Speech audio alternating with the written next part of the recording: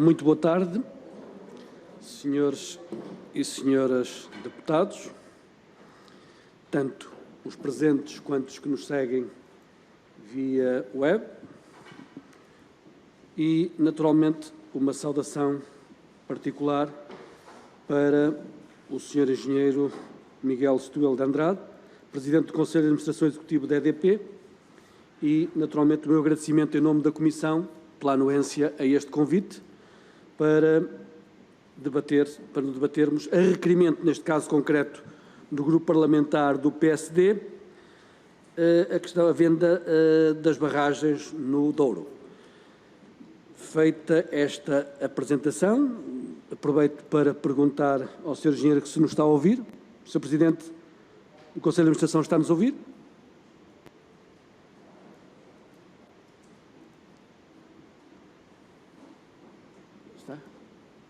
Está a ouvir, Sr. Presidente?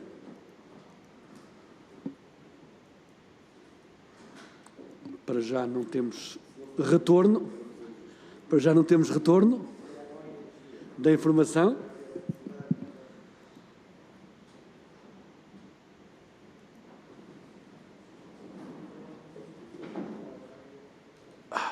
Sr. Presidente, ouve-nos? Creio que sim. Sim. Agora sim. Está-nos a ouvir? Nós não estamos a ouvir, Sr. Presidente.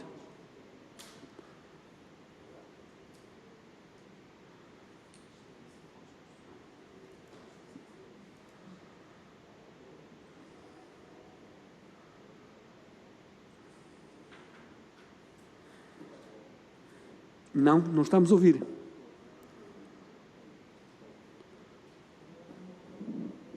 Não estamos a ouvir, não.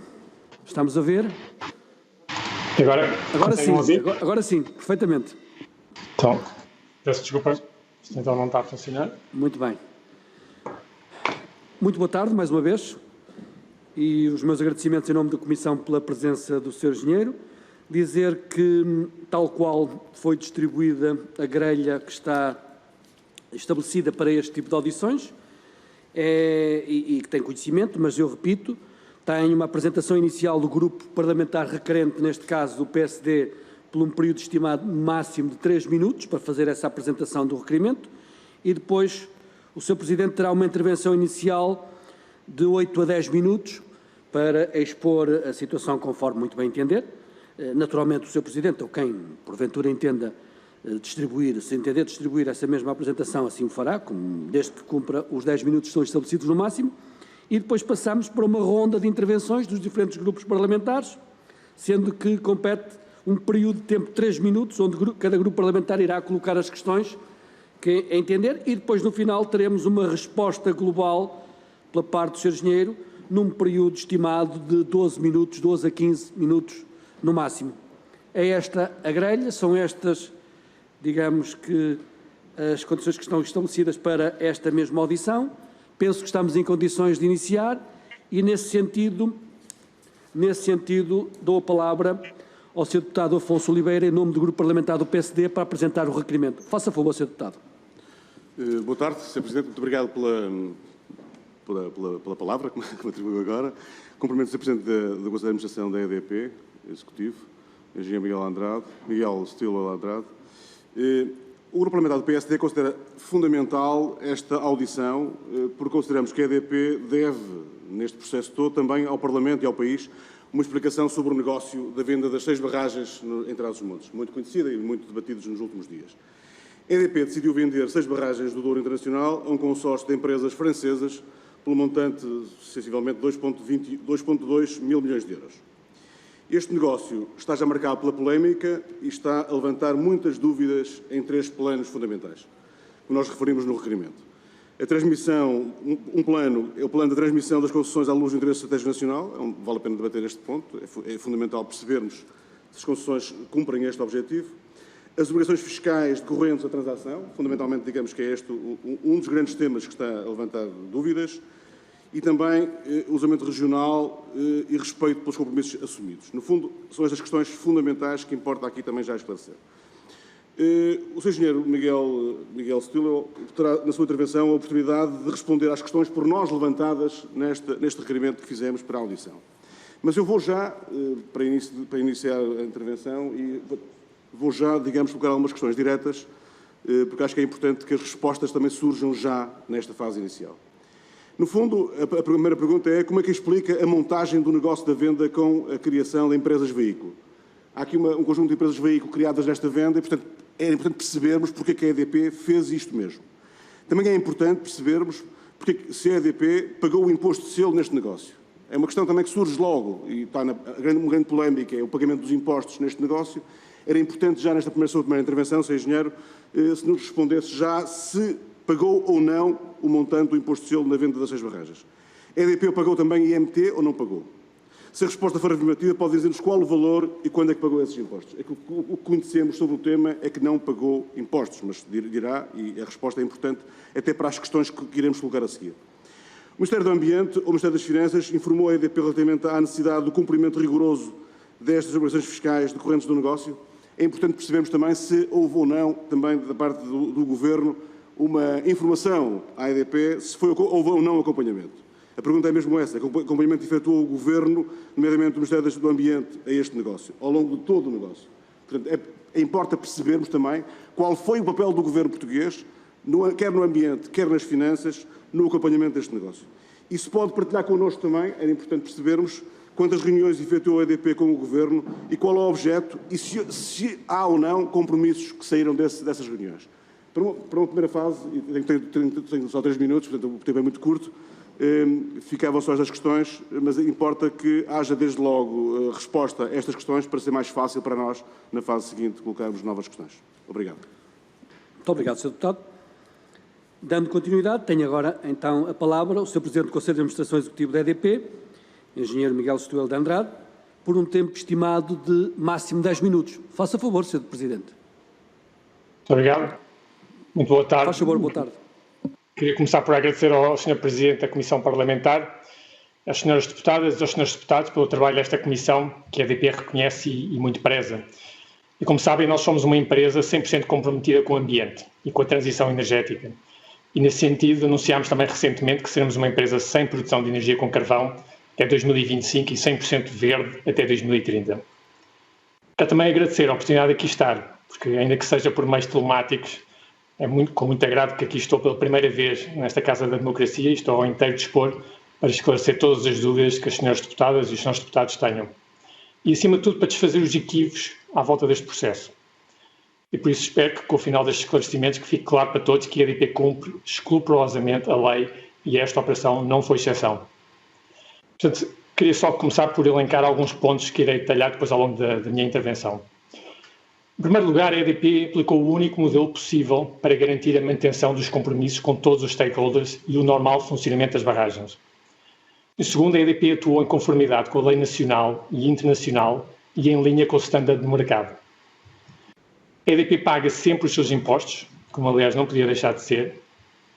A EDP assegurou o interesse estratégico do país e o desenvolvimento das regiões. E a EDP é e quer continuar a ser um pilar da economia nacional e da transição energética.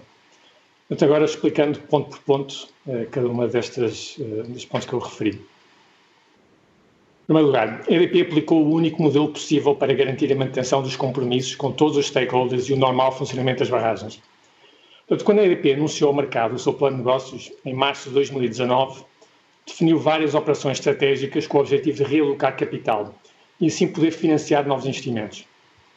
Essa estratégia tem sido decisiva para que a EDP continue a investir, incluindo em Portugal, sem nunca abandonar o seu compromisso histórico com o país. E foi neste contexto que se avançou com a operação de venda envolvendo 6 barragens localizadas no Douro. Não se trata simplesmente de transferir 6 barragens. Estamos a falar de mais de 1000 contratos com colaboradores, municípios, fornecedores, parceiros locais, prestadores de serviço e outras entidades associadas à atividade das barragens. Portanto, repito, são mais de 1000 contratos que estão envolvidos nesta transação. Por isso, a EDP seguiu o único modelo que pode garantir a manutenção de todos os compromissos necessários para o normal funcionamento das barragens e o único que dava resposta às exigências do comprador e do regulador. Acredito Tenho a certeza que isto foi a decisão certa e a mais responsável. Sem este modelo perfeitamente definido e integrado, como nós o acautelámos, as barragens simplesmente não funcionam. E o que os compradores queriam era efetivamente uma empresa autónoma, funcional e operativa para poder entrar em Portugal. Foi assim feita uma decisão que permitiu garantir que no dia seguinte à venda tudo funciona da mesma forma, assegurando a continuidade das operações. Quisemos também garantir que se mantém todos os compromissos e contratos, prestações de serviços e parcerias, logo mantendo os benefícios para as regiões. Toda esta informação está listada no projeto de decisão, que aliás é público desde agosto. E o modelo é conhecido há mais de um ano e foi apresentado às entidades competentes. O processo é, por isso, totalmente transparente. Em segundo lugar, a EDP atuou em conformidade com a legislação nacional e internacional e em linha com o standard do mercado. Esta é uma operação perfeitamente normal, como se faz muitas vezes em outras transações em Portugal e fora de Portugal. É um modelo que cumpre com a legislação nacional e internacional. Não se vendem atividades como estas através de vendas a avulso, muito menos em transações de infraestrutura com esta dimensão. Simplesmente não se faz. Não é possível.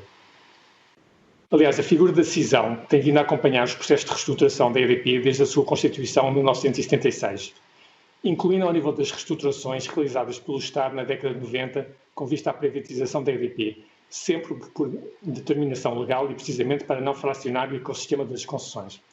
E, portanto, na última década, ao nível do setor europeu de eletricidade e energias renováveis, 90% das transações foram feitas via venda de ações de empresas e não por venda de ativos de forma avulsa. Mas, em Portugal, uma amostra de mais de 300 transações realizadas nos últimos 10 anos, apenas 1% foram de espaços e não estiveram relacionados com ativos físicos, mas com carteiras de créditos e clientes. Note que este processo de venda foi competitivo, envolveu dezenas de investidores ao nível internacional, os grandes grupos económicos europeus do setor, muitos participados por Estados europeus e nenhum, repito, nenhum, queria algo diferente do que comprar uma empresa funcional e autónoma com toda a atividade a funcionar, sem disrupções, no dia a seguir à venda. Em terceiro lugar, a fiscalidade. Indo agora também diretamente a algumas das questões levantadas. Não há aqui lugar a equívocos. A EDP cumpre sempre a lei e paga os impostos que tem que pagar. O imposto de selo tem sido mais reclamado, e aqui está mais um equívoco, não é devido por lei. Tal até resulta de uma diretiva europeia que impede a aplicação do imposto de selo a operações como esta.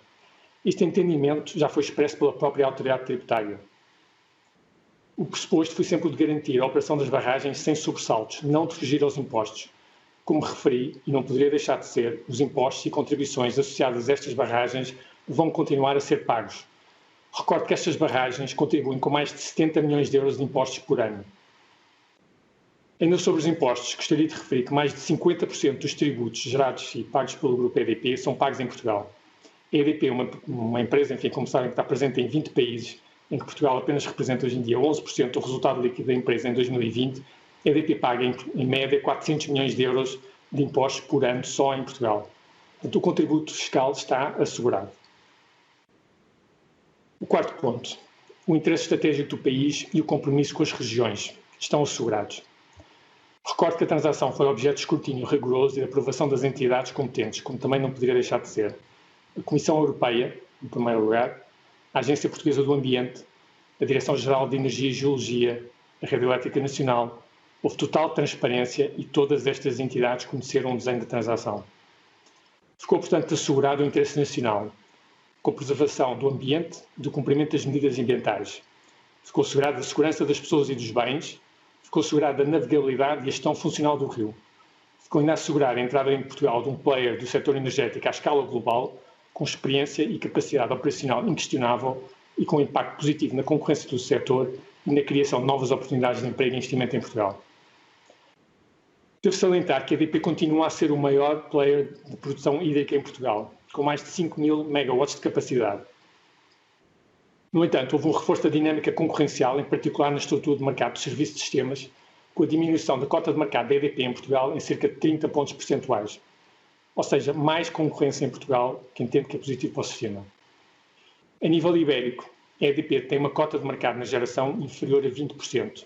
Já tinha e foi reduzida face à entrada de um novo operador em Portugal.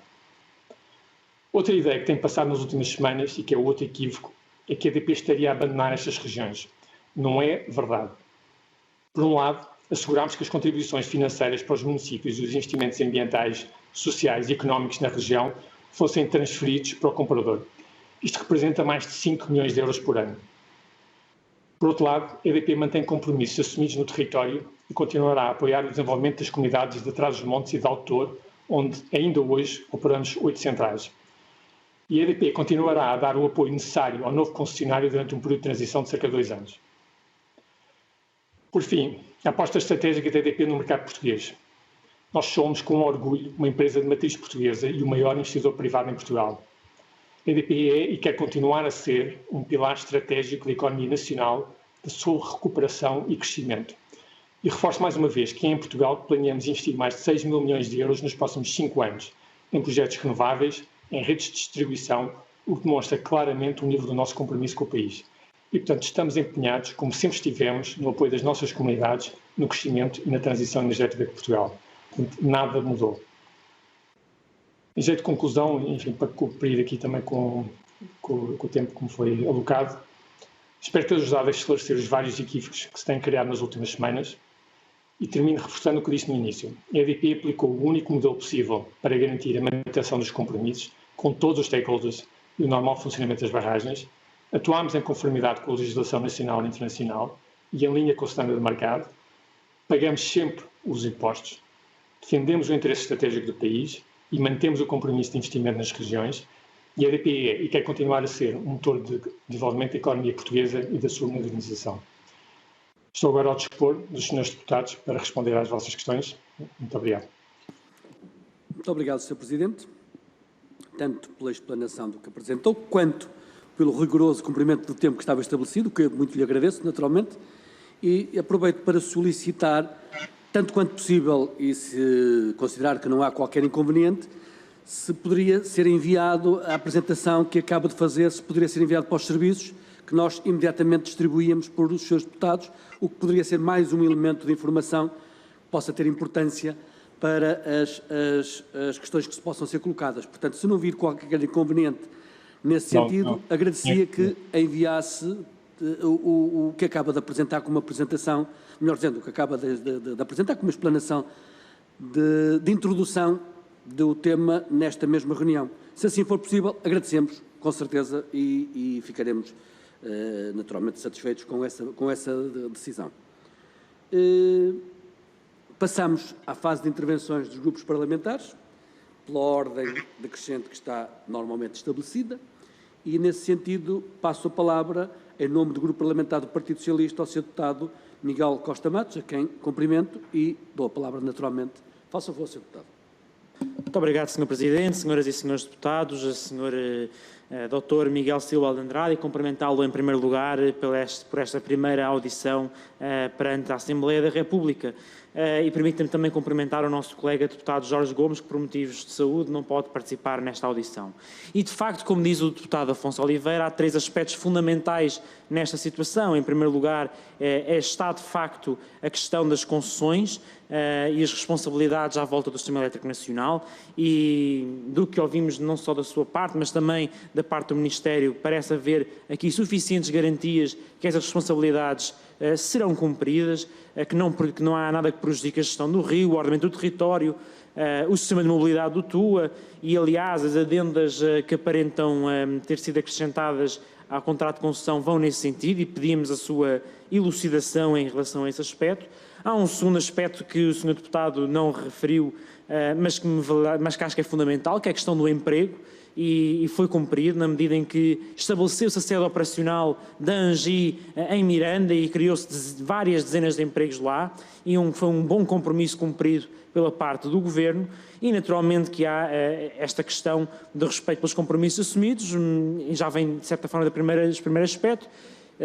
Se o Sr. Presidente nos diz que isso está cumprido, muito bem, mas o maior compromisso, de facto, aqui importa falarmos é a questão fiscal. E, de facto, ouvimos a sua explicação em relação a este ser o único modelo possível.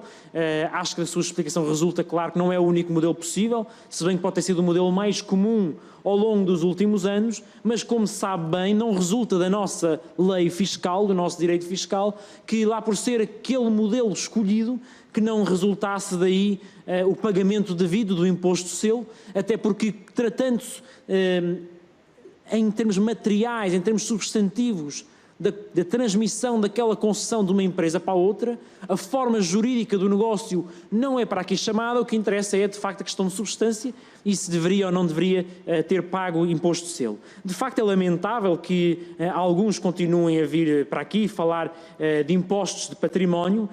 De facto houve quem quisesse aqui dizer que havia impostos de património ao barulho, quando na verdade, sabendo bem que essas receitas não existiam. E foi lamentável a falta de respeito que alguns partidos tiveram para com agentes daquela região ao falar desses impostos.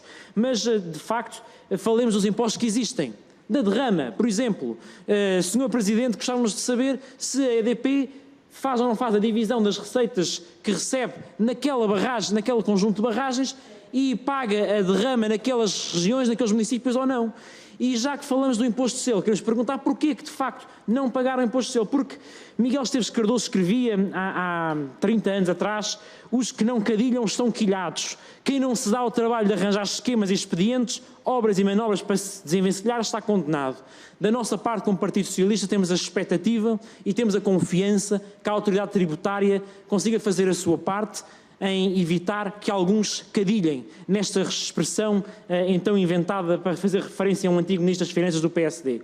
Pois bem, perguntamos se estão ou não a cadilhar em relação a não pagar imposto de selo nesta operação. Muito obrigado.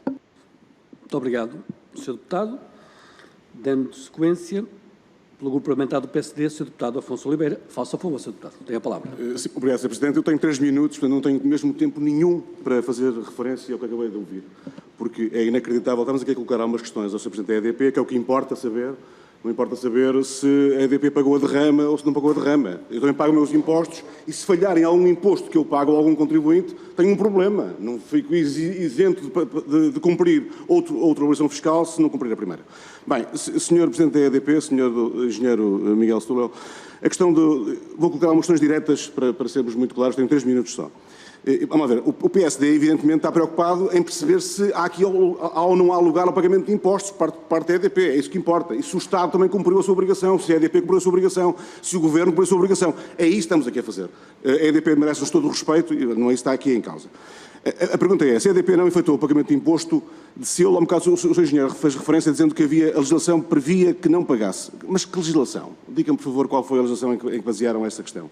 E já agora, se me permite, eu gostava que respondesse às questões diretamente. Já coloquei algumas questões inicialmente, não foram respondidas, eu gostava que fossem respondidas, senão fica difícil esta audição ter alguma importância para o que temos que fazer. O importante é esclarecer as pessoas.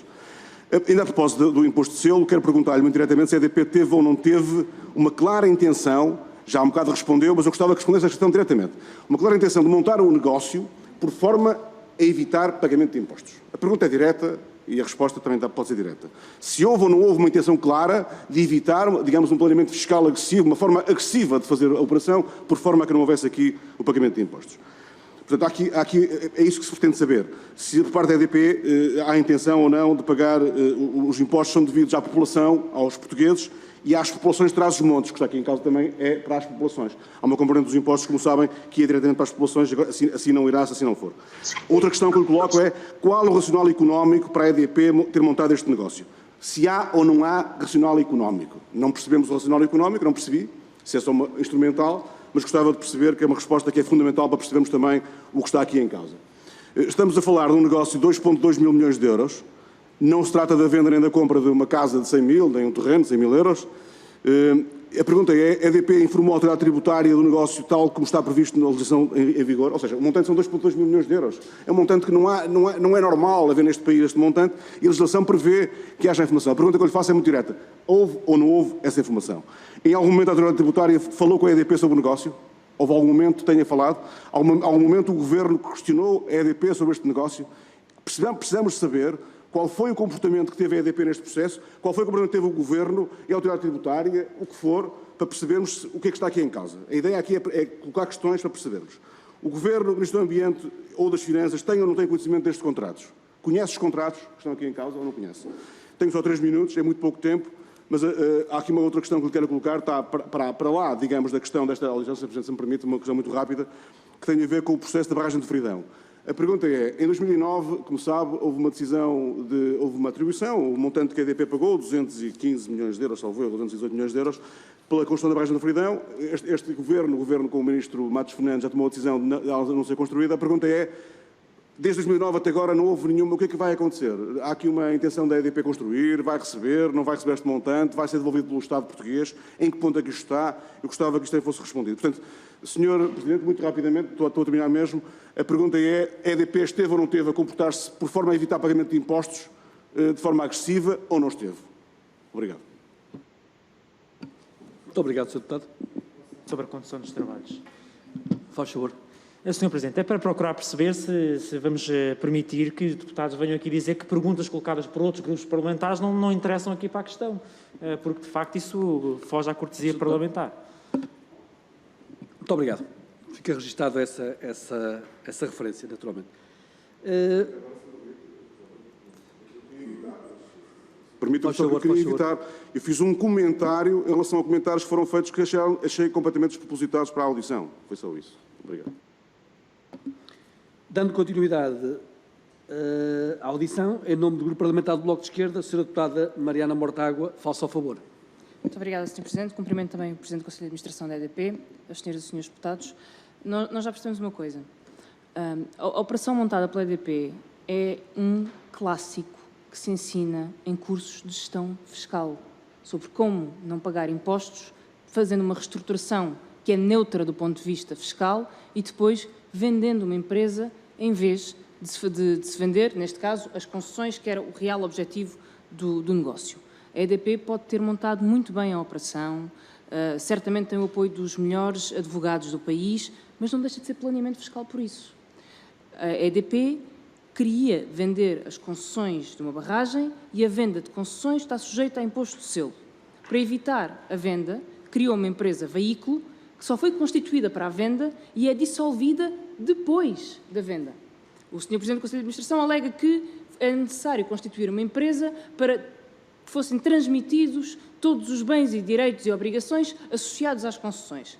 Muito bem, pode constituir uma empresa, mas acontece que ao cindir esses bens e direitos e a constituir uma nova empresa, tem que pagar imposto de selo.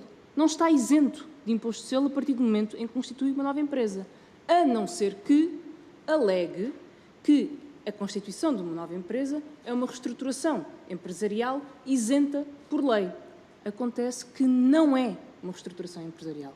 É uma reestruturação que visa vender concessões e, por isso, deveria ter pago imposto de selo. Aliás, ao contrário do que aqui foi dito, a diretiva não isenta a aplicação de imposto de selo. A AT já o disse e repetiu. A diretiva permite que se pague imposto de selo. Aliás, a lei portuguesa determina que esse imposto de selo tem que ser pago, independentemente de ser uma reestruturação ou não. O imposto de selo tem que ser pago. E, portanto, como é que a EDP consegue não pagar imposto de selo? Tem que fingir que faz uma reestruturação quando não faz uma reestruturação e, em segundo lugar, tem que usar o artigo 60 do ABF, que é precisamente o artigo que foi alterado pelo Governo há um ano, antes deste negócio ter lugar. Eu já percebi que a EDP não pagou imposto de selo. A minha primeira pergunta está respondida. Não pagou imposto de selo. O que eu quero confirmar é se utilizou o artigo 60 do ABF para não o fazer. E acho que, por uma questão de transparência e de respeito para com todos os contribuintes e para com a Assembleia da República, o mínimo que nos pode dizer é qual foi o artigo da lei que a EDP invocou para não pagar imposto de selo.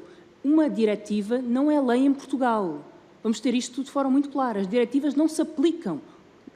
Os regulamentos sim, mas as diretivas não. As diretivas são transpostas para a lei portuguesa. E esta diretiva foi transposta para o artigo 60.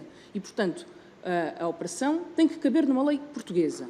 E essa lei portuguesa tem que ser clara e é pública. Eu gostaria de saber se foi ou não foi o artigo 60 utilizado para evitar o pagamento de impostos nesta operação.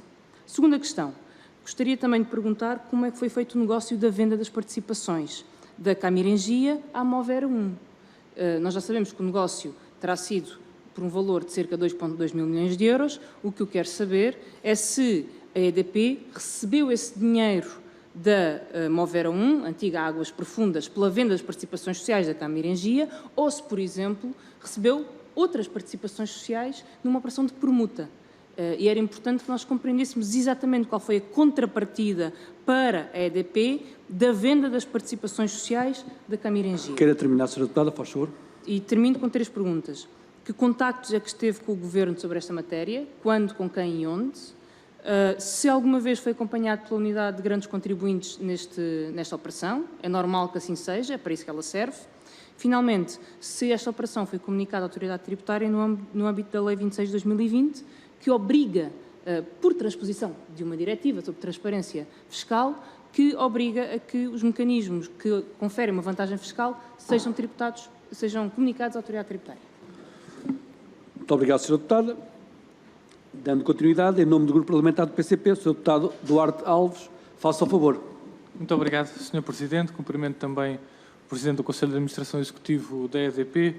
E para nós é claro que esta operação de venda de 6 barragens à Engie pode ser boa para os acionistas da EDP, mas não é boa nem para o país, nem para a região de Trás-os-Montes, depois das expectativas que foram criadas.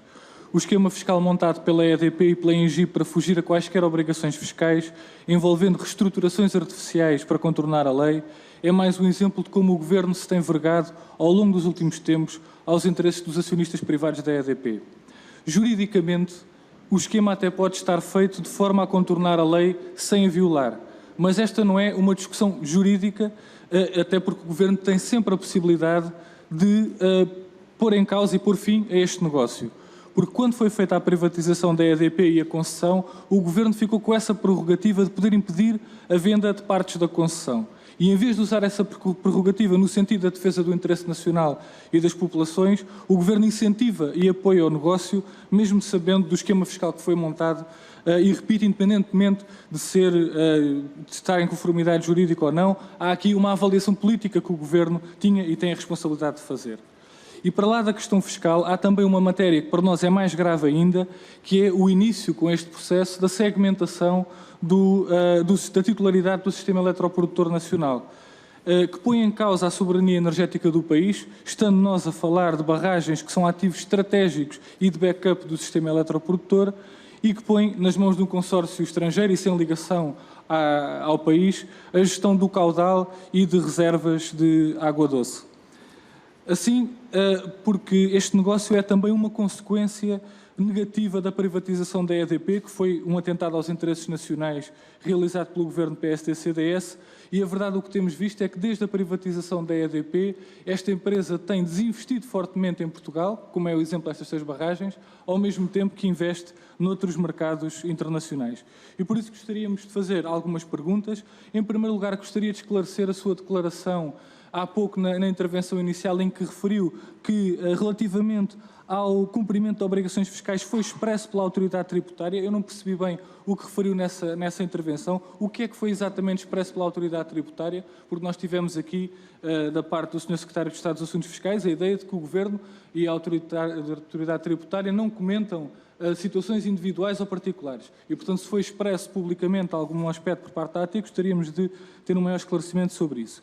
Outras questões. Se alguma vez durante estas negociações para a venda das barragens o Governo ou o concedente pôs em cima da mesa a possibilidade de não dar aval ao negócio, se alguma vez o concedente sinalizou durante algum passo do processo o seu desacordo quanto à forma como ele estava a ser concebido, se considera adequado que uma empresa estratégica para o país continue a alienar ativos em Portugal ao passo que investe fortemente noutros mercados, se acha que os portugueses se revêem numa empresa que monta um esquema fiscal para isentar de impostos um negócio de 2.200 milhões de euros, na mesma altura em que anuncia lucros de 801 milhões de euros em 2020, à custa das tarifas pagas pelos portugueses em plena pandemia, e já agora propondo também 0 euros de aumentos para os seus trabalhadores. E, por fim, para terminar, não podemos deixar de questionar, estando a decorrer processos judiciais relativos às rendas excessivas, que têm como objeto principal a extensão do domínio hídrico e envolvendo, portanto, estas barragens e outras, mas também estas barragens, e que até já levou a alterações na estrutura da EDP com saídas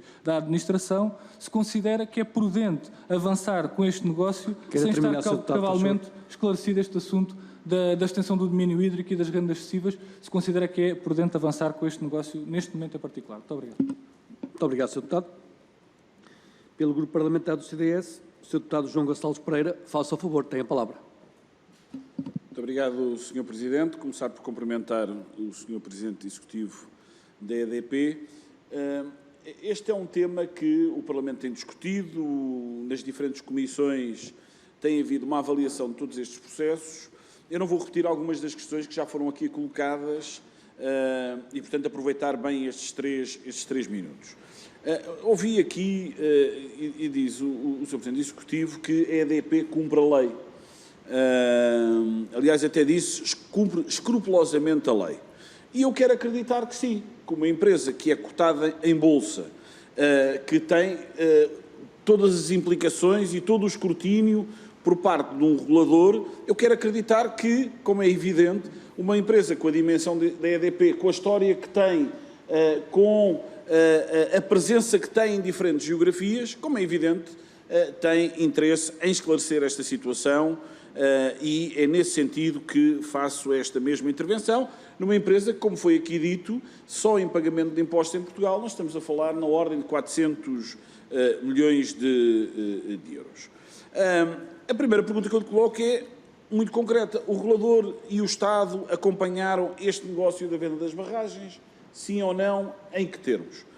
Porque ainda lia recentemente uma intervenção sua, onde dizia que a EDP diz que não houve qualquer contacto com a AT antes da realização do negócio. E eu pergunto, não houve antes e pergunto se houve depois. E isso era importante esclarecer. Por outro lado, este é um processo que suscita dúvidas e tem suscitado dúvidas, e eu penso que é do interesse da própria empresa, da própria companhia, da EDP, o seu esclarecimento.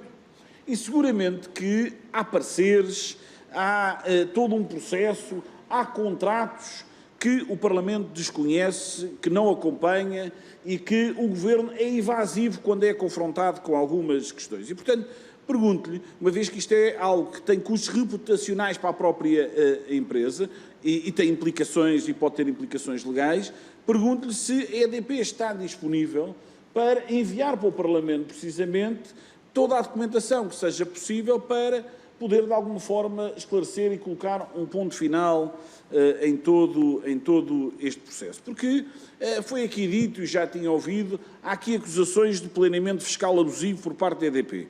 E, portanto, isto é preciso esclarecer. E eu penso que o maior interessado nesse mesmo esclarecimento é a própria empresa. E, portanto, sendo a própria empresa que está interessada em esclarecer, e ouvimos aqui e damos de boa fé, como é evidente, aquilo que foi aqui dito, mas haverá seguramente documentação e essa documentação devia ser remetida ao Parlamento para que pudesse fazer o devido escrutínio. Muito obrigado, Sr. Presidente. Muito obrigado, Sr. Deputado. Pelo Grupo Parlamentar do PAN, temos em linha, via Skype, a Sra. Deputada Bibiana Cunha, a quem cumprimento e passo a palavra. Estamos a ouvir, Sra. Deputada? Muito obrigada, Sr. Presidente. Estou a ouvi-lo. Muito boa tarde, faça favor. Aproveito para o cumprimentar, que ainda não tinha tido a oportunidade, assim como cumprimento as senhoras e os senhores deputados presentes e, evidentemente, os representantes do Conselho de Administração da EDP. Da minha parte, eu saltei diretamente da Comissão de Economia para aqui, portanto, depois, evidentemente, ouvirei o que está para trás da intervenção do PAN, mas aproveitaria este momento para colocar algumas questões muito concretas e passaria de imediato a essas questões. Primeira questão prende-se com aquela que imagino tenha sido a questão colocada desde já por vários dos presentes e que diz respeito ao que a tabela 27.2 do imposto de selo, que diz respeito à operação de venda das barragens, estaria isenta em caso de reestruturação de empresas, e, como o Sr. Presidente sabe bem, para haver uma reestruturação tinha que ter, por exemplo, transmitido um ramo do negócio, o que não aconteceu. E, portanto, parece-nos que aqui a EDP fez claramente uma interpretação abusiva para que o negócio ficasse isento de imposto de selo e, portanto, gostaríamos desde já de pedir um esclarecimento sobre isso à EDP, à administração da EDP, como é que se efetivamente concorda com esta afirmação que acabei de fazer, uma interpretação abusiva da lei para que o negócio ficasse isento de imposto de selo. Depois gostaríamos de aproveitar para perguntar como é que explica que a APA tenha autorizado um negócio para uma empresa veículo quando tinha que avaliar a sustentabilidade financeira dessa empresa. Ainda importa perceber para o PAN como é que avalia o impacto deste negócio no que diz respeito à autonomia ou por correlação com a autonomia hídrica do nosso país. E por fim, mais duas questões. O negócio teve isenção de IMT porque a APA atribuiu o Estatuto de Utilidade Pública e importa perceber aqui quem é então o proprietário destas barragens. É a EDP ou o Estado concessionário? Qual é a entidade que tem as barragens no seu ativo? E se o Estado exigiu alguma contrapartida da venda das barragens ou exigiu o direito de preferência, se o Governo fez alguma reavaliação da concessão com o objetivo de salvaguardar aquilo que todos devemos prezar, que é o interesse público. Muito obrigada. Muito obrigado, Sra. Deputada. Tenho agora a palavra a Sra. Deputada não inscrita, Joacine Cantar Moreira. Faça o favor, Sra. Deputada. Sim, senhora. Portanto, eu irei objetivamente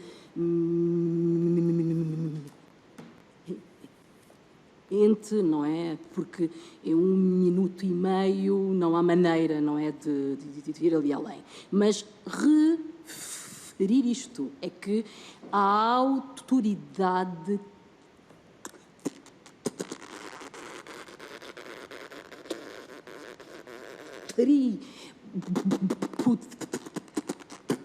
tributária, ela é normalmente absolutamente implacável com as famílias e com os contribuintes, não desculpando nem um único euro. Nem um único euro. Se algum indivíduo dever 1 euro, ele é responsabilizado, infernizado até à última hora, independentemente de ter ordenado ou não ter ordenado, e ninguém escapa necessariamente ao pagamento de impostos. Então, é algo que realmente necessita de ser muito bem explicado, a maneira como a EDP nos enrolou em termos da legislação, etc., etc., para ter uma isenção enorme de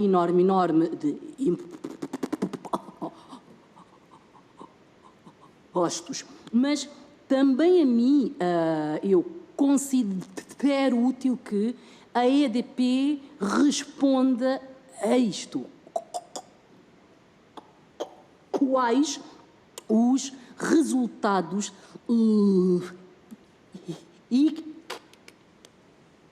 líquidos anuais que a EDP auferiu em função da exploração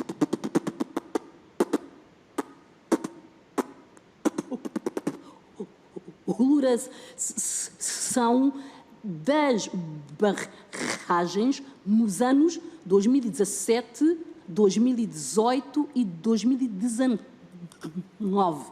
E saber ainda qual o resultado líquido da venda da concessão e onde é que este irá ser investido. E, em último, entender em que aspecto é útil, digamos,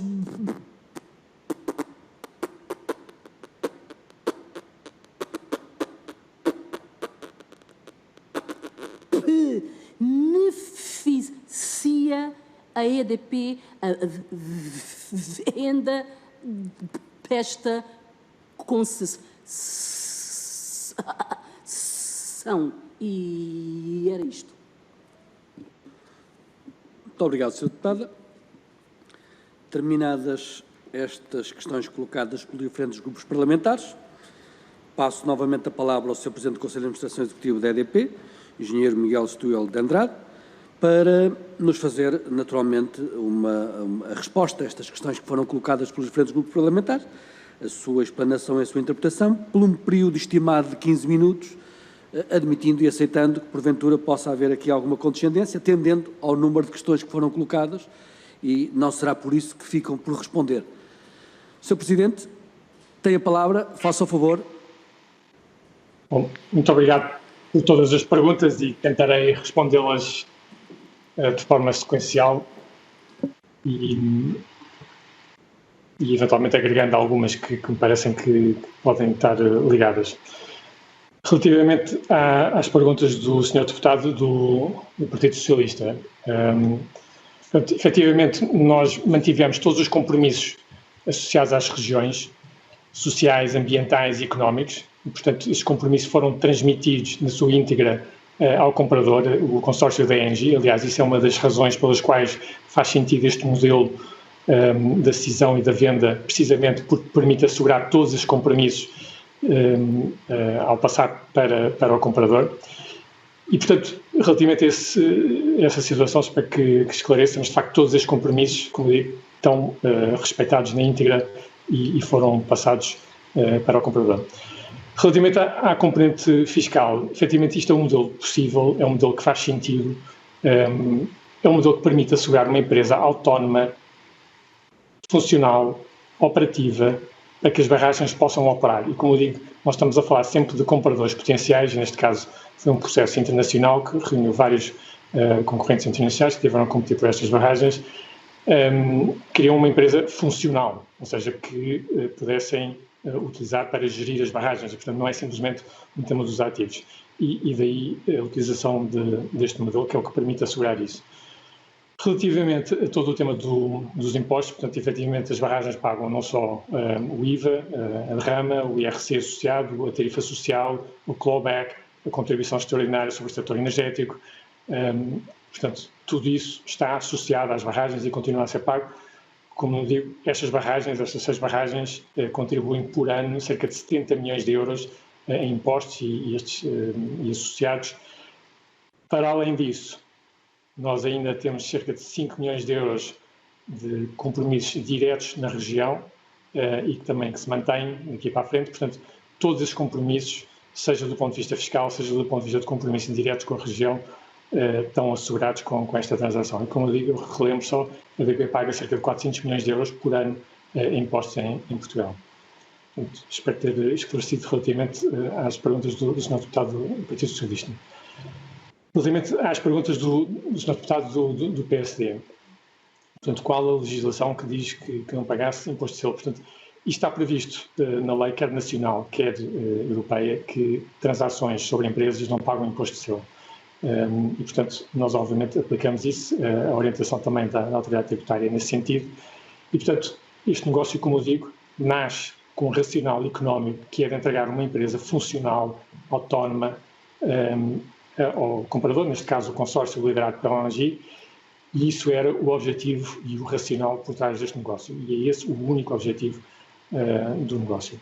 Relativamente ao racional para a EDP, não sei se julgo que tenha sido também essa a intenção da pergunta, obviamente isto implica também uma realocação de capital, portanto, na área das hídricas, onde nós temos uma concentração grande, que nos permite também reinvestir noutras áreas do negócio, nomeadamente em Portugal, onde nós temos um compromisso de investir cerca de 6 milhões de euros ao longo dos próximos 5 anos, seja nas redes, na EDP distribuição, seja na área comercial, seja na própria geração. Portanto, o racional é a realocação de capital grande parte dentro de Portugal. Como eu digo, vamos investir cerca de 3 vezes o encaixe da operação em Portugal. Relativamente à informação da autoridade tributária, obviamente entendemos que isto não é passível de ser informado antes.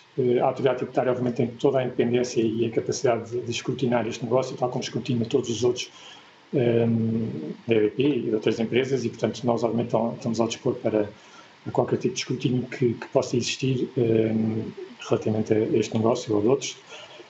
E relativamente à questão de freedom, portanto, aquilo é um processo, como sabem, que está atualmente no Tribunal de Arbitral, acho que é público, portanto, segue os seus trâmites e terá sido comunicado que haverá algum tipo de conclusão ao longo do próximo ano, enfim, mas é um tema que segue os seus trâmites no âmbito do Tribunal Arbitral.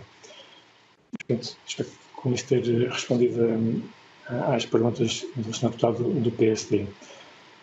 Relativamente à Sra. Deputada Mariana Mortágua, do Bloco de Esquerda, portanto, nós, e reforço isso mais uma vez, que isto é mesmo fundamental, o racional económico é muito simples, é ter uma empresa autónoma, operativa, funcional, com todos os mais de 1000 contratos, com os trabalhadores, com os sistemas, com os ativos, com os passivos, com as garantias bancárias, transmitir tudo isso de uma forma integrada para o comprador. E esse é o racional que está aqui subjacente à transação. E, portanto, o encaixe, efetivamente, da venda em dinheiro, em caixa, portanto, não houve qualquer tipo de permuta. Relativamente à comunicação à autoridade tributária, como já referi, não é necessário uma comunicação prévia. O que acontece é que a autoridade tributária, obviamente, tem toda a capacidade de escrutinar este negócio como todos os outros. E, portanto, enfim, seguimos escrupulosamente todo o procedimento legal, pelas múltiplas interações com as diversas instâncias envolvidas, seja a APA, seja a DGEG, seja a REN, enfim, a própria, obviamente, a Comissão Europeia, que também esteve envolvida, acho que foi a primeira a dar a sua aprovação ao negócio. Relativamente ao Sr. Deputado do PCP, portanto, clarificando, nós, obviamente, não contornamos nenhuma lei, nós cumprimos escrupulosamente a lei nacional, europeia, a orientação da AT. As barragens continuam a ser geridas e reguladas. Existem regulamentos que definem precisamente qual é os caudais específicos de cada uma das barragens e, portanto, isto está perfeitamente regulado, seja nas mãos da EDP, seja nas mãos de qualquer outra empresa. Como sabem, existem outras empresas em Portugal que também têm barragens e, portanto, isto é uma coisa que está perfeitamente definida e regulamentada. Relativamente também a algumas outras questões, portanto, se estamos por dentro avançar com este negócio, o negócio está feito, foi assinado, foi comunicado ao mercado inicialmente em março de 2019, foi assinado depois de um processo longo, onde tivemos vários operadores a nível mundial, principalmente europeus, que estiveram envolvidos no processo para a compra destas barragens. Assinámos em dezembro de 2019 com o consórcio da Engie e o negócio finalmente é concretizado em dezembro de 2020. E, portanto, desse ponto de vista, achamos que é um negócio que foi totalmente transparente, claro, objetivo, percorreu todo o percurso, teve envolvimento de todas as entidades, todos os reguladores estiveram envolvidos, portanto, isto foi uma coisa que foi escrutinada e ao longo de todo o ano, inclusive, como eu digo, pela própria Comissão Europeia, foi ao longo do início do ano passado. Portanto, acho que esse ponto de vista também está claro. Pois, ainda relativamente a outras questões que foram levantadas, portanto, obviamente, agradeço também aqui a oportunidade para esclarecer que nós estamos totalmente disponíveis para fornecer informação, enfim, toda a informação que seja necessária e, portanto, estamos, como sempre, disponíveis para isso e, obviamente, que não haja nada que seja diretamente protegido por negócio de confidencialidade ou segredos de negócio, mas entendo que, obviamente, nós cumprimos todos os nossos deveres e estaremos, como sempre, disponíveis para prestar todos estes esclarecimentos que sejam requeridos por parte do Parlamento. Ainda relativamente a termos de reestruturação, enfim, de facto, estes ativos estão no balanço da EDP, portanto, já foram cindidos, como eu digo, todos os ativos e os passivos, todos os compromissos, todos os contratos, isso foi tudo cindido e colocado numa empresa autónoma, autossuficiente, que fosse vendida, e, portanto, o proprietário da barragem, neste momento, é o consórcio da Engie, portanto, uma empresa francesa, enfim, grande operadora francesa, participada em parte pelo Estado francês, que enfim, já está a agir, obviamente com o apoio da EDP, ao longo deste período de transição dos próximos 2 anos. E, finalmente, ainda relativamente a uma pergunta depois sobre investimento do encaixe relativamente a este dinheiro. Portanto, de facto, isto vai ser reinvestido principalmente em Portugal. Como eu digo, nós temos um investimento previsto em Portugal de cerca de mais de 6 mil milhões de euros ao longo dos próximos 5 anos. Portanto, esse é onde nós vamos destinar o encaixe desta venda. E, portanto, enfim, acho que relativamente a isso é bastante claro e nós temos sido bastante transparentes e bastante claros sobre isso. Relativamente a todos os temas de reestruturação e os resultados, etc., quer dizer, obviamente a EDP como contribuinte cumpre escrupulosamente com todas as suas obrigações fiscais, quer dizer, como não podia deixar de ser. Nós somos uma maior empresa portuguesa, temos obviamente todas as obrigações e cumprimos, e como eu vou voltar a referir, nós pagamos cerca de 400 milhões de euros em impostos por ano, só associado a estas barragens pagam cerca de 70 milhões de euros por ano, os compromissos associados a estas barragens são mais de 5 milhões de euros por ano. Portanto, todos esses compromissos estão assumidos e estão garantidos na forma como foi estruturada esta transação. E, portanto, eu acho que isso, espero que também ajude a responder relativamente às outras questões que foram aqui levantadas. Enfim, fui tentando, acho que como eu digo, há aqui várias questões que se tocavam e, portanto, tentei responder às principais, espero ter respondido a todas, mas, obviamente, estou disponível para mais esclarecimentos, se for necessário. Muito obrigado, Sr. Presidente. Está-me a fazer sinal, Sr. Deputado, faz favor. Sr. Presidente, se me permite, quase todas as questões que foram colocadas não foram respondidas. Se me permitisse, eu só colocava aqui 6 que identifiquei, há mais, mas brevemente, não há segunda ronda. Não temos... Só gostava de instar a que sejam respondidas as questões, é só isso. Calma. Não está estabelecido nenhuma segunda ronda. Mas, atendendo ao facto de haver ainda tempo para o Sr. Presidente do Conselho de Administração da EDP poder usar, se achar, permite 1 minuto a cada grupo parlamentar para colocar questões e depois o Sr. Presidente, se achar que deve responder, responderá, com certeza. Certo? 1 minuto de uma forma equitativa, 1 minuto a cada grupo parlamentar para reforçarem algumas perguntas que porventura acham que não foram respondidas. Certo? Sr. Presidente do Conselho de Administração está-nos a acompanhar, continua a acompanhar? Estou a acompanhar, estou. Sim, sim. Vamos abrir um período de tempo correspondente a 1 minuto por grupo parlamentar para reforçar algumas questões que porventura possam considerar que não foram respondidas, até porque o Sr. Presidente também ainda tem tempo para poder responder, se assim o entender, obviamente. Faça favor, Sr. Deputado. Sr. Deputado Afonso Oliveira, faça favor. Desculpe, obviamente, só os partidos que fizerem menção e a intenção de fazer esta intervenção. Muito óbvio, não é? Se não fizerem... Muito bem. Eu só quero colocar a questão por uma razão. Eu penso que grande parte das questões colocadas não foram respondidas, só por isso, não era? Portanto, uma questão concreta. Que contactos foram feitos e com quem ao longo deste período? Contactos com o Governo? Contrapartidas, objetivamente, foram negociadas. O Sr. Presidente da EDP, muito bem, disse que os contratos se mantinham para o futuro. Compreendo a resposta, não chega para aquilo que precisamos.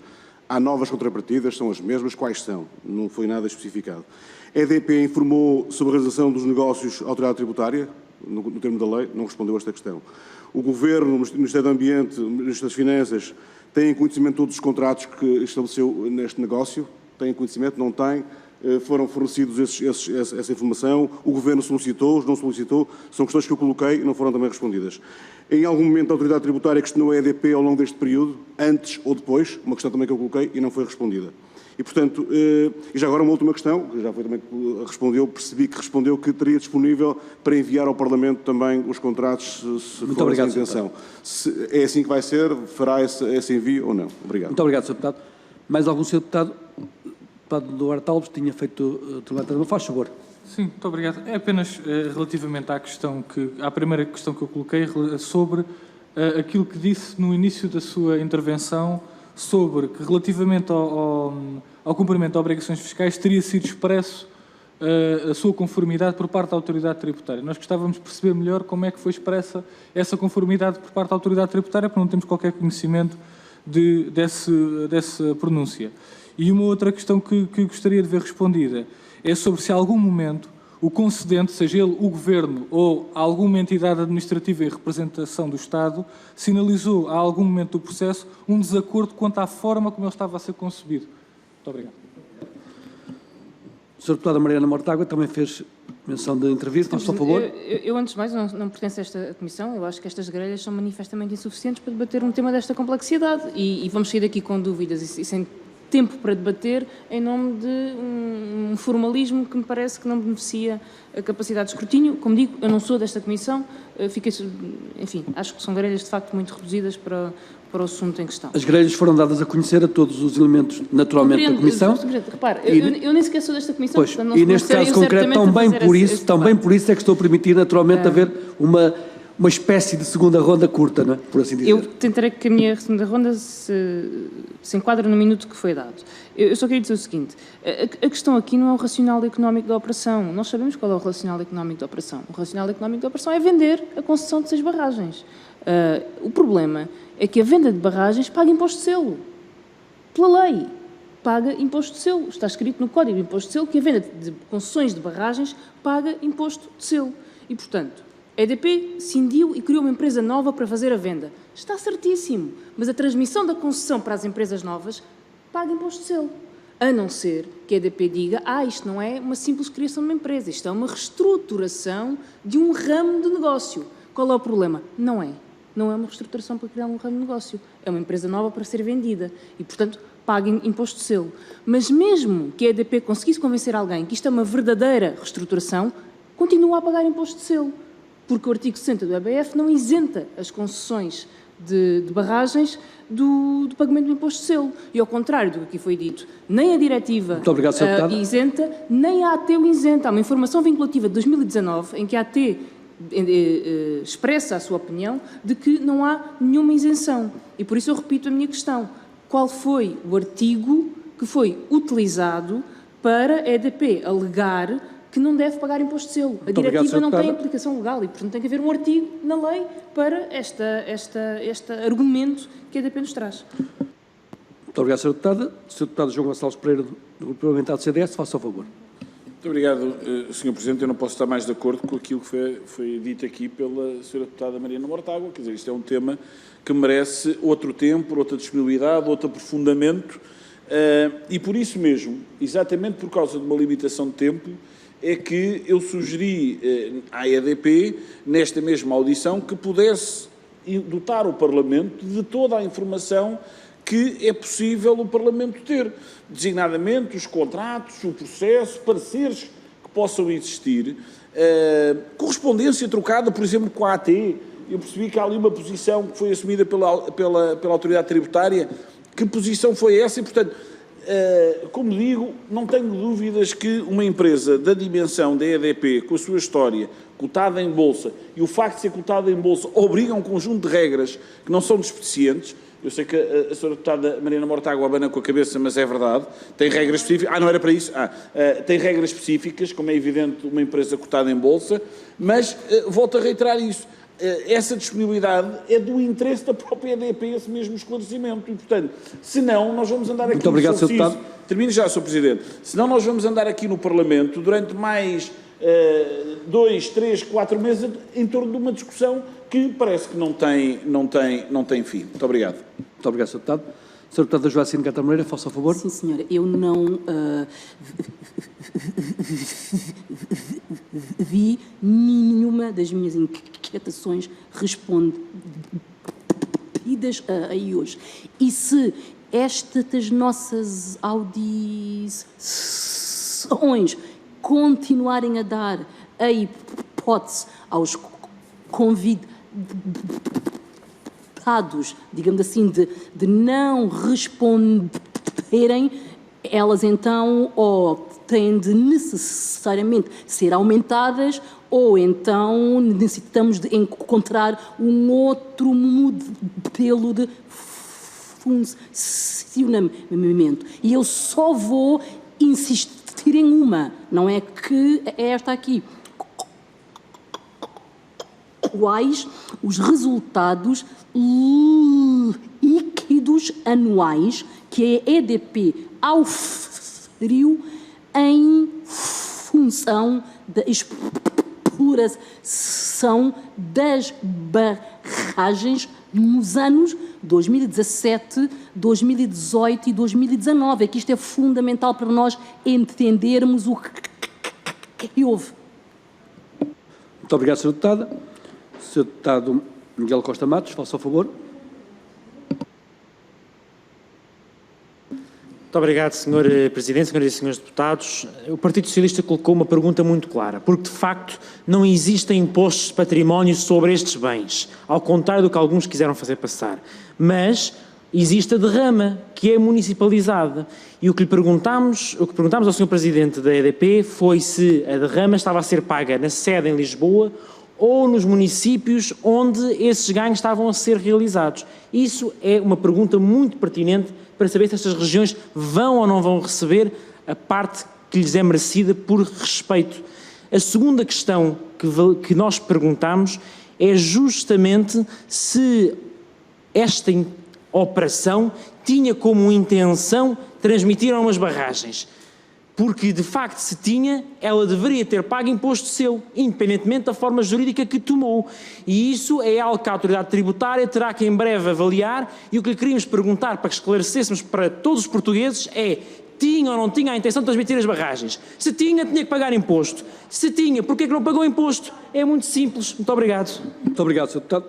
Eu, antes de passar a palavra ao Sr. Presidente do Conselho de Administração, queria só esclarecer um facto que me parece importante ao momento e atendendo a várias intervenções. Esta grelha tem sido usada para diferentes audições.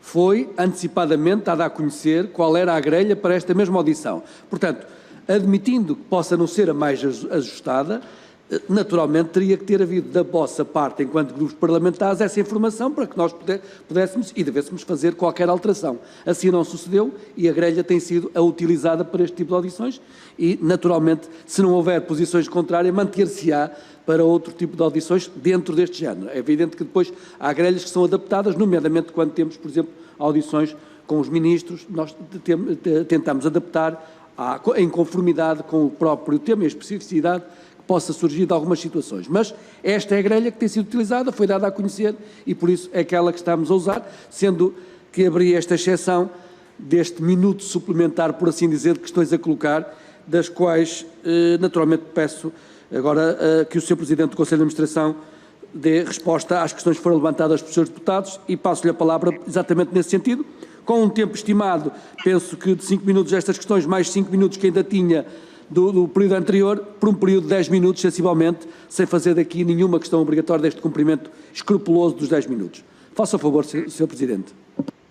Obrigado e, como digo, tenho todo o gosto em esclarecer estas questões e, enfim, aprofundar isto, e seja agora, seja noutras ocasiões.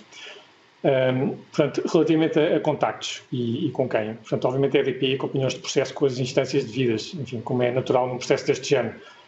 Cumprimos com todas as leis, houve contactos com a APA, com a Direção-Geral de Energia e Geologia, com a REN, obviamente com a própria Comissão Europeia. Portanto, isso foram os vários contactos que houve institucionais no âmbito do processo da venda das barragens. Portanto, enfim, relativamente aos contactos, acho que houve muitos ao longo do tempo, como fazendo parte daquilo que está previsto precisamente para este tipo de processos.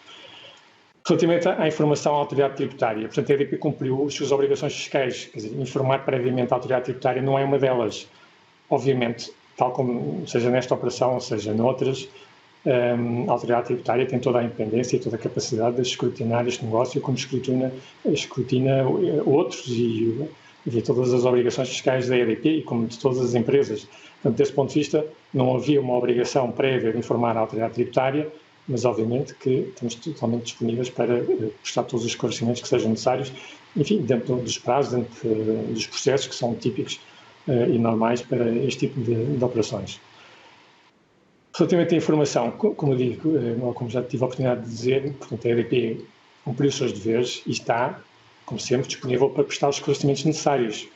Nós vendemos um ecossistema com mais de 1000 contratos, enfim, não estamos a falar simplesmente de um conjunto de barragens, estamos a falar de uma série de contratos, tudo isso está disponível, enfim, e obviamente, depois, se for o caso disso, pode-se fazer chegar a informação que for pertinente ou relevante, mas como eu digo, a informação desse ponto de vista não temos nada a esconder e estamos totalmente disponíveis para esse esclarecimento. Relativamente aos contratos também, enfim, como eu digo, foi analisada para além da Comissão Europeia, pela APA, a REN, a JEG, e eles têm essa informação. Portanto, há muita informação sobre negócios, sobre os timings, sobre a forma como isto foi tudo processado. Como eu digo, isto houve a assinatura do contrato com o consórcio foi em dezembro de 2019. Pouco tempo depois, ou seja, ainda em janeiro, contactámos, seja a APA, seja a própria Comissão Europeia.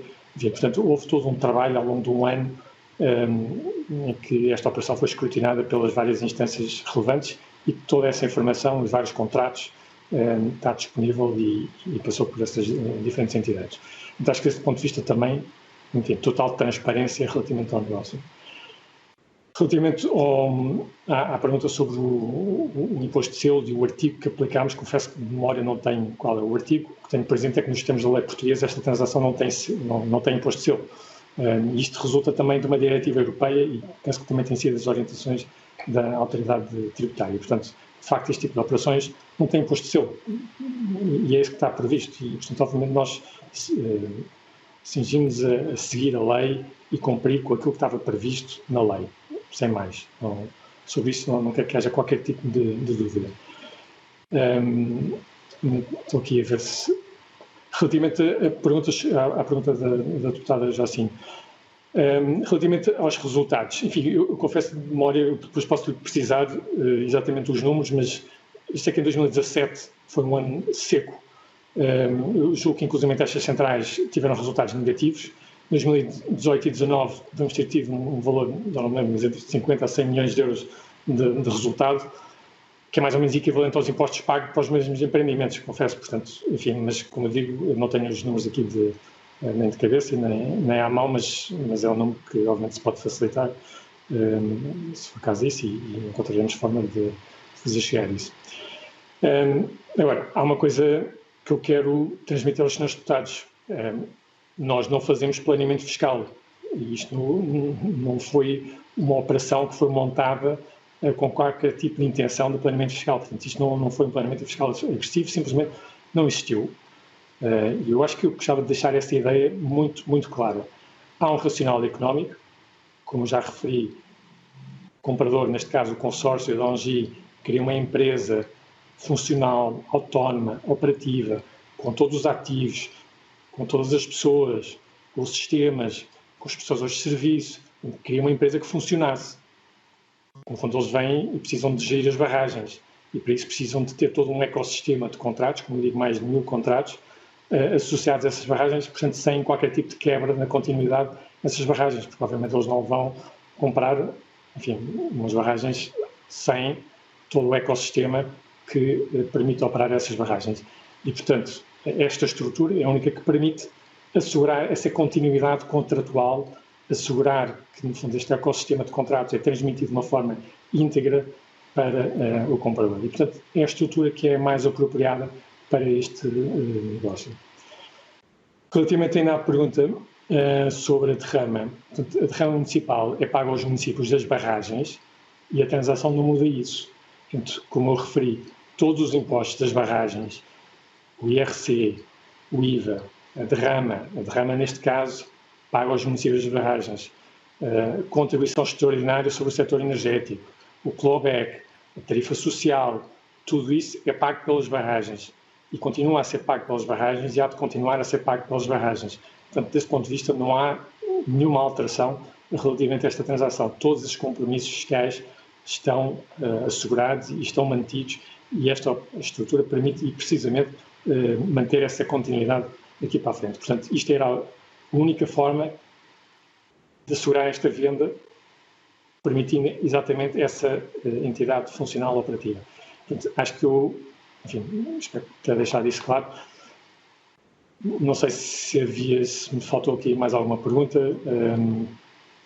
Confesso, mas acho que, pelo menos daquelas que eu fui tomando nota, foi Acho que respondi a todas, mas, enfim, estou a dispor, obviamente. Muito obrigado, Sr. Presidente. Em nome da Comissão, o meu agradecimento pela presença e pelos esclarecimentos prestados. Até uma próxima. Muito boa tarde, senhoras e senhores deputados. Está terminada esta audição. Muito boa tarde a todos e a todas, tanto os presentes quanto nos acompanham via web. Até uma próxima, naturalmente, e essa próxima será já amanhã para nós, membros da Comissão.